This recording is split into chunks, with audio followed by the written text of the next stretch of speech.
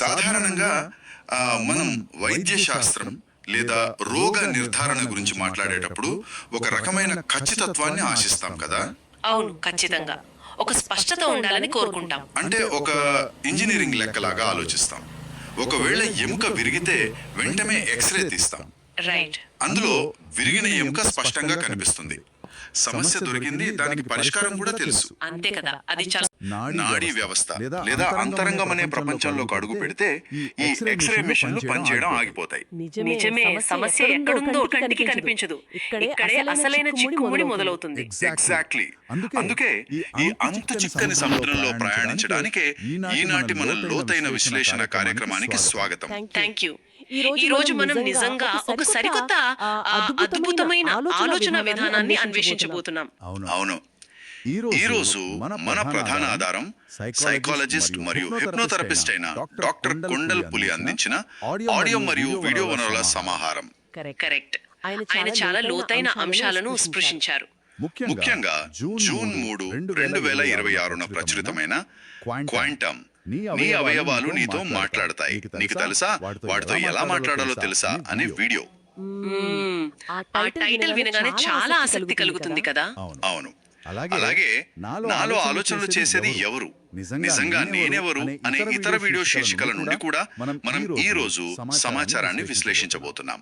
అసలు ఈ వనరుల లక్ష్యం చాలా విశేషమైనది అని చెప్పాలి. ఏ విధంగా అంటారు? ఎందుకంటే డాక్టర్ కొండల్ పులి ప్రాచీన విపස්සన ధ్యానాన్ని ఆధునిక సైన్స్ తో మేళవించి ఒక కొత్త మోడల్ ను రూపొందించారు. అదే క్వాంటమ్ మెడిటేషన్. ఓహో, క్వాంటమ్ మెడిటేషన్ పేరు చాలా క్యాచీగా ఉంది. అవును, ఒక సైకాలజిస్ట్ మరియు హిప్నోథెరపిస్ట్ గా ఆయనకున్న అనుభవాన్ని జోడించి ఈ మోడల్ ద్వారా మనం జ్ఞానోదయం ఎలా పొందవచ్చు ఆయన వివరించారు. జ్ఞానోదయం అనగానే ఎక్కడో అడవుల్లోకి వెళ్లి తపస్సు చేయడం కాదు కదా. అస్సలు కాదు. మన శరీర నిర్మాణాన్ని, కణాల పనితీరును అర్థం చేసుకోవడం అని ఈ మూలాలు స్పష్టంగా చెప్తున్నాయి. వావ్, ఇక్కడే నేరుగా నన్ను అసలు విషయంలోకి వెళ్దాం. ఈ వనరుల్లో మొదటగా నన్ను బాగా ఆకర్షించిన విషయం ఏంటంటే మన శరీరంలోని అవయవాలు, కణాలు మనతో మాట్లాడతాయన్న వాదన. అవును, బాడీ టాక్స్ అనేది చాలా ముఖ్యమైన కాన్సెప్ట్. అందులో వాడిన body talks, human organ talking లాంటి ట్యాగులు చూస్తుంటే ఒక అనుమానం వస్తుంది. అంటే మన గుండె లేదా కాలేయం నిజంగానే ఒక భాషను ఉపయోగించి సంభాషిస్తాయా? ఇది ఎలా సాధ్యం? డాక్టర్ పులి విశ్లేషణ ప్రకారం అవయవాలు మాట్లాడటం అంటే మనలాగా తెలుగులోనూ ఇంగ్లీష్లోనూ పదాలను ఉపయోగించడం కాదు. మరి ఎలా మాట్లాడతాయి? శరీరం పంపే ప్రతి సంకేతము ఒక అద్భుతమైన భాష లాంటిదే.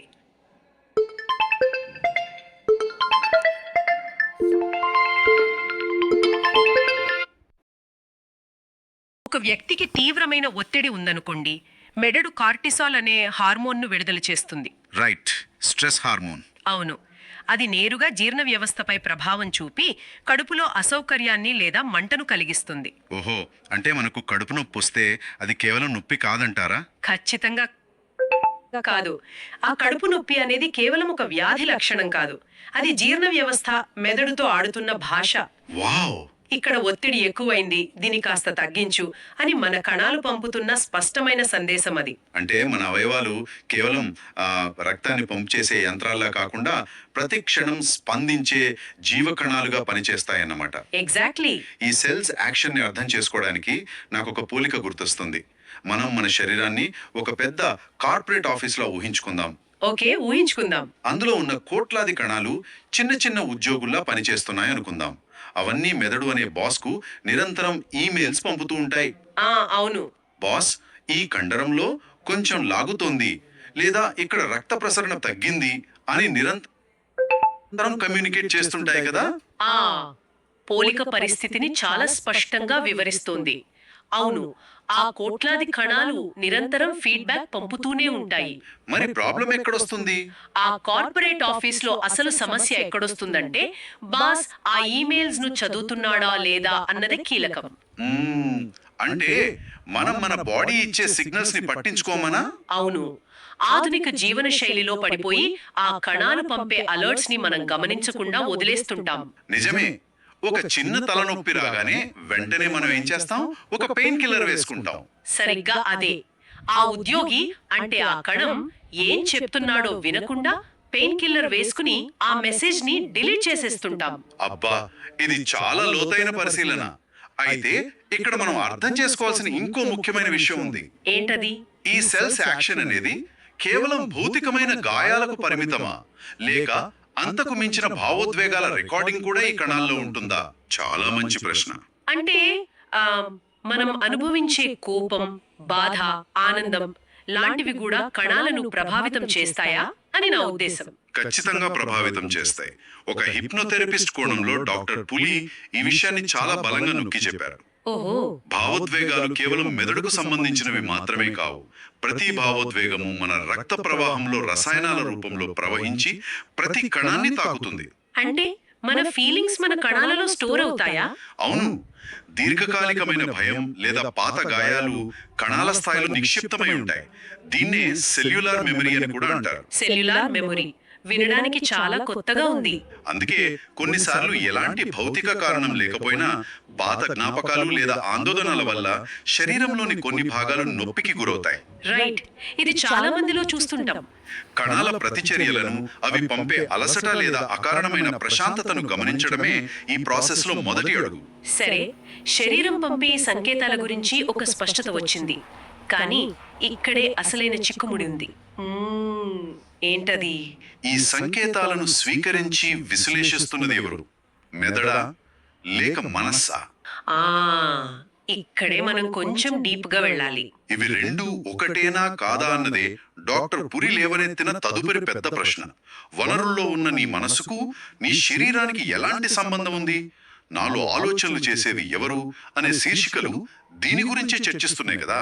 అవును, ఇది శతాబ్దాలుగా తత్వవేత్తలను, శాస్త్రవేత్తలను వేధిస్తున్న అతిపెద్ద ప్రశ్న. సాధారణంగా మనం మనస్సును, శరీరాన్ని రెండిటినీ వేరువేరు భాగాలుగా చూస్తుంటాం కదా. చూస్తాం. కానీ డాక్టర్ పులి విశ్లేషణల ద్వారా మనం అర్థం చేసుకోవాల్సింది ఏమిటంటే ఈ రెండు వేరువేరు అస్తిత్వాలు కావు. ఓకే, ఇవి ఒకదానితో ఒకటి అల్లుకుని ఉన్న ఒకే వ్యవస్థ.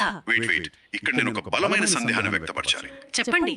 ఆధునిక ప్రపంచంలో మనం ఆలోచించే విధానం ఎలా ఉంటుందంటే, మనస్సుని ఒక కంప్యూటర్ సాఫ్ట్వేర్ లా, శరీరాన్ని హార్డ్వేర్ లా పూర్తిగా వేరువేరుగా చూస్తాం. అవును, అలానే అలవాటు పడ్డాం. హార్డ్వేర్ పాడైతే మందులు వాడతాం, సాఫ్ట్వేర్ పాడైతే కౌన్సిలింగ్ తీసుకుంటాం. ఈ మూలాలు చెబుతున్నట్లు ఇవి రెండు ఒకటే అని అనడం ఆచరణాత్మకంగా ఎలా సాధ్యం? మీరు అడిగిన ఈ ప్రశ్న చాలా సహేతుకమైనది. సాఫ్ట్వేర్ మరియు హార్డ్వేర్ అనే పోలిక కొంతవరకే పనిచేస్తుంది. మరి దీన్ని ఎలా అర్థం చేసుకోవాలి? ఈ మనసు శరీర సంబంధాన్ని ఒక ఏసీ థర్మోస్టాట్ పనితీరుతో పోల్చి చూస్తే మరింత స్పష్టంగా అర్థమవుతుంది. ఏసీ థర్మోస్టాట్ ఎలా? గదిలో వేడి పెరిగినప్పుడు థర్మోస్టాట్ సెన్సార్ దాన్ని పసిగట్టి ఏసీ ఇంజిన్ ను ఆన్ చేస్తుంది. ఆ సెన్సార్ మనసు అనుకుందాం, ఇంజిన్ శరీరం అనుకుందాం. ఓకే, కనెక్ట్ అవుతున్నాను. ఆ ఇంజిన్ గదిని చల్లబరుస్తుంది. చల్లబడిన గది వాతావరణం మళ్ళీ సెన్సార్ కు సంకేతం పంపుతుంది. అప్పుడు ఏసీ ఆగిపోతుంది. రైట్, ఇది ఆటోమేటిక్ గా జరుగుతుంది. అవును, ఇది ఒక నిరంతర వలయం, ఒక కంటిన్యూస్ లూప్ లాంటిది. ఓహో, అంటే ఇది వన్ వే ట్రాఫిక్ కాదు, టూ వే కమ్యూనికేషన్ అంటారా? ఖచ్చితంగా. ఉదాహరణకు, మెదడులో భయం అనే ఆలోచన పుడితే అది నేరుగా కడుపులోని కణాలకు సంకేతం పంపి జీర్ణక్రియను మందగింపజేస్తుంది.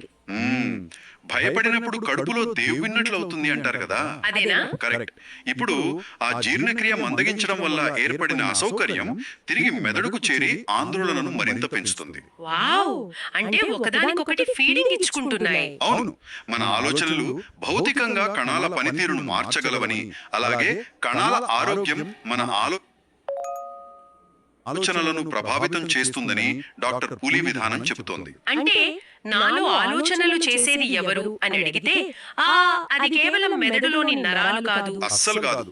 తల నుండి కాలి వరకు ఉన్న ప్రతి కణం ఆలోచనల నిర్మాణంలో పాలుపంచుకుంటోంది అని అర్థం చేసుకోవాలి. ఇది చాలా ఆసక్తికరమైన ప్రతిపాదన. మనం రోజు చూస్తుంటాం, ఒత్తిడి, ఆందోళన, ఉరుకుల పరుగుల జీవితం వల్ల ఈ సాఫ్ట్వేర్ హార్డ్వేర్ మధ్య ఉన్న లూప్ పాడైపోతుంటుంది. చాలా మందిలో అదే జరుగుతోంది. ఇక్కడే బహుశా ఈ మూలాల్లో సూచించిన పరిష్కారం వైపు మనం వెళ్లాల్సి ఉంటుంది. అవును, ఆ పరిష్కారమే మనం ఇందాక మాట్లాడుకున్న క్వాంటమ్ మెడిటేషన్. రైట్. ఈ విరిగిన వలయాన్ని ఒక దారిలోకి తీసుకురావడానికి ఈ రెండింటి మధ్య సమన్వయం సాధించడానికి సూచించిన మార్గమే ఇది. కరెక్ట్. డాక్టర్ కొండల్పులి ప్రస్తావించిన క్వాంటమ్ వే ఆఫ్ ఎన్లైటన్మెంట్ మరియు బుద్ధ మెడిటేషన్ లాంటి ట్యాగ్ల వెనుక ఉన్న అసలు సారాంశం ఇదే. ఈ బౌద్ధ ధ్యానం అనేది కొంచెం వివరిస్తారా? ఈ మోడల్ ప్రాచీన బౌద్ధ ధ్యాన పద్ధతులైన విపස්සనను ఆధునిక క్వాంటమ్ ఫిజిక్స్ తో కలిపి సృష్టించిన ఒక వినూత్నమైన మార్గం. ఒక నిమిషం, ఇక్కడ నాకు ఒక పెద్ద సందేహం కలుగుతోంది. అడగండి. దీన్ని విశ్లేషించడం కొంచెం సవాలుతో కూడుకున్నది అనిపిస్తోంది. ఎందుకంటే క్వాంటమ్ ఫిజిక్స్ అనేది సబటామిక్ స్థాయిలో, అంటే ఎలక్ట్రాన్లు, ఫోటాన్ల ప్రవర్తన గురించి చెప్పే అత్యంత సంక్లిష్టమైన సైన్స్ కదా. అవును. మరోవైపు బుద్ధుడి విపස්සనా ధ్యానం అనేది మానసిక స్థితికి, శారీరక స్పృహకు సంబంధించిన ప్రాచీన పద్ధతి. రైట్. ఈ భౌతిక శాస్త్రానికి, ఆ తత్వశాస్త్రానికి మధ్య ఉన్న ఈ కలయిక అసలు ఎలా సాధ్యం? ఇది సైన్స్ ని పక్కదోవ పట్టించడం కాదా అని ఎవరైనా అడగచ్చు కదా. ఇది చాలా కీలకమైన ప్రశ్న. శాస్త్రీయ సమాజం కూడా ఇటువంటి పోలికల పట్ల చాలా అప్రమత్తంగా ఉంటుంది. మరి డాక్టర్ పులి దీన్ని ఎలా బ్యాలెన్స్ చేశారు? అయితే డాక్టర్ పులి ఒక హిప్నోథెరపిస్ట్ గా దీని ఒక ఖచ్చితమైన భౌతిక సూత్రంగా కాకుండా మానవ చైతన్యాన్ని మార్చే ఒక శక్తివంతమైన ఫ్రేమ్వర్క్ గా. మోడల్ లాగానా? అవును. క్వాంటమ్ భౌతిక శాస్త్రంలో అబ్జర్వర్ ఎఫెక్ట్ అనే ప్రసిద్ధ సిద్ధాంతం ఉంది. అబ్జర్వర్ ఎఫెక్ట్ విన్నాను. దీని ప్రకారం ఒక కణాన్ని మనం లోతుగా పరిశీలిస్తున్నప్పుడు దాని వాస్తవిక స్థితి మారుతుంది. డాక్టర్ పులి ఈ సూత్రాన్ని విపස්සన ధ్యానానికి అనుసంధానించారు. ఓహో, విపස්සన ధ్యానం అంటే ఏంటో ఒకసారి మన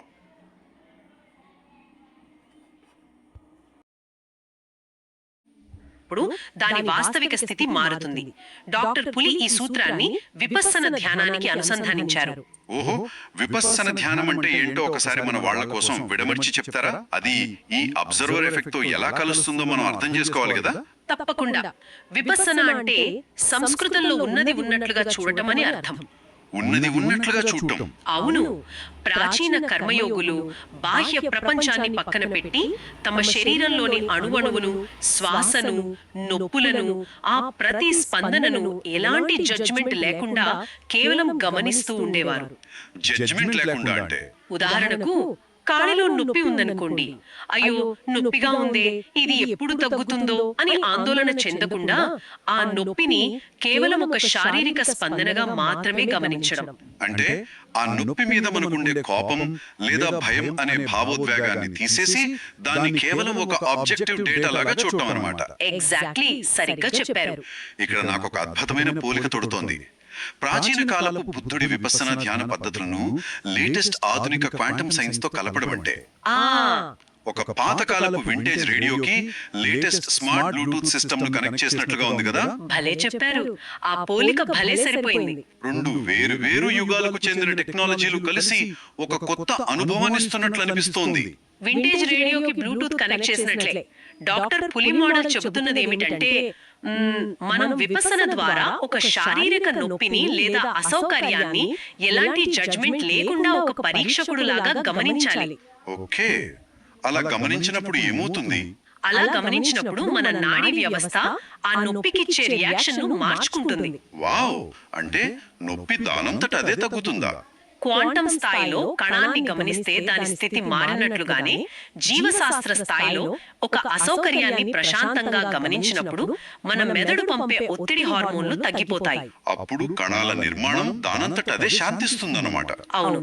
హిప్నోథెరపీలో వాడే అత్యంత శక్తివంతమైన సూచనలను, ధ్యానంలోని ప్రశాంతతను ఒకే చోట చేర్చే ప్రక్రియ ఇది. ఇది నిజంగా ఆలోచింపచేసే విషయం. అంటే మన అవయవాలు పంపే సంకేతాలను వినడం ప్రారంభించి ఆ సంకేతాలను క్వాంటమ్ స్థాయిలో కేవలం గమనిస్తూ కూర్చోవడం ద్వారా మనం బాడీలో ఒక మార్పు తీసుకురావచ్చు. ఖచ్చితంగా. ఈ వనరులు చెబుతున్నది అదే. అప్పుడు నిజంగా నేను ఎవరు అనే ప్రశ్నకు సమాధానం కూడా దొరుకుతుంది. ఎవరు అనే వ్యక్తి ఇన్ని రోజులు ఎక్కడో లేడు. ఈ మనస్సు, శరీరాల సంక్లిష్టమైన వలయంలో ఒక స్వచ్ఛమైన అబ్జర్వర్ గా దాగి ఉన్నాడు కదా. సరిగ్గా పట్టుకున్నారు. ఇదే డాక్టర్ కొండల్పులి వివరించిన క్వాంటమ్ మార్గంలోని జ్ఞానోదయం. అంటే ఎలైట్మెంట్ అనేది ఇక్కడే ఉందన్నమాట.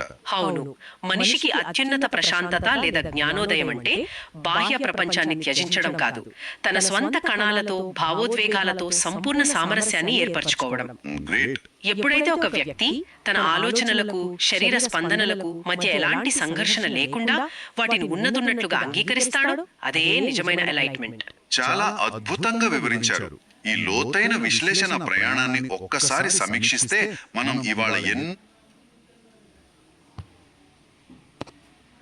కొత్త కోణాలను స్పృశించాం. అవును, చాలా విషయాలు కవర్ చేశాం. మన శరీరంలోని అవయవాలు ఎలా మాట్లాడతాయో ఆ బయోకెమికల్ భాష అర్థం చేసుకోవడం దగ్గర నుండి మొదలు పెట్టాం.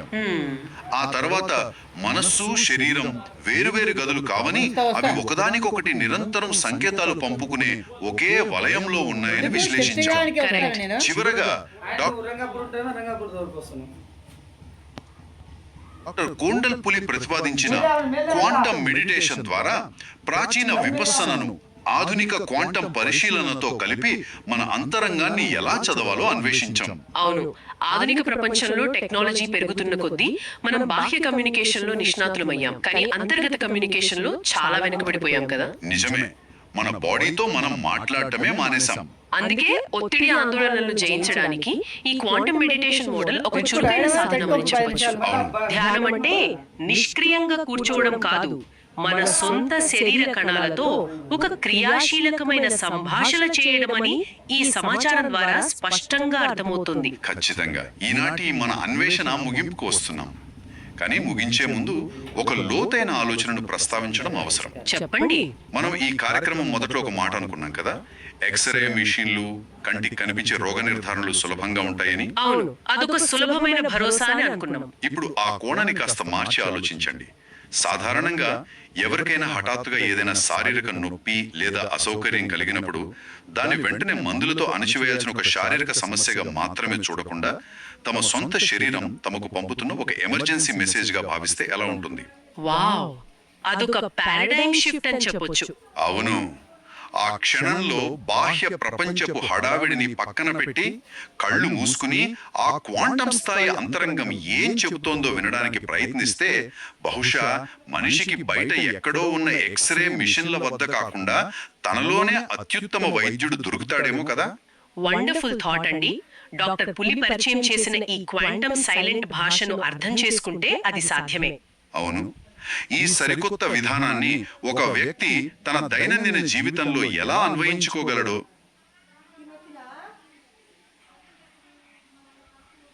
ఆ అంతరంగ సంభాషణ ఎలా మొదలు పెట్టాలో దీని గురించి ఆలోచించండి. మళ్ళీ మరొక ఆసక్తికరమైన అంశంతో కలుద్దాం.